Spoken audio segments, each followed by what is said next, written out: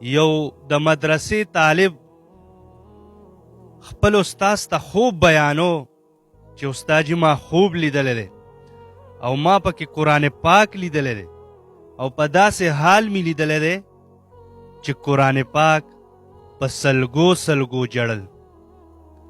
د مدرسې یو طالب یو حافظ قرآن د مدرسې خپل استاذ ته خوب بیانو او ورته وویل چې استاد جي ما داسې خوب لیدلی دی چې قرآن پاک یو سایډ ته پروت او جړلې په سلګو سلګو یې جړل. دغه طالب ورته وایي چې زه کله د قرآن پاک له نږدې لاړم نو ما د دې قرآن پاک نه تپوس وکړو.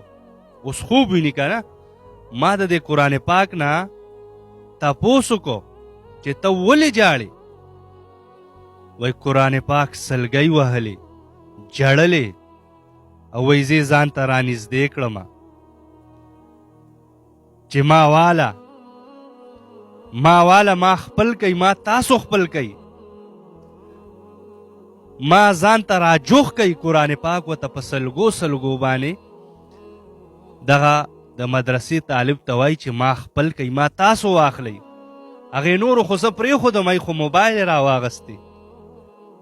هغې نورو خو زه پرېښودم، نورو ځوانانو خو زه پرېښودی ما ډو راخلي نه، ما تاسو خپل کوي.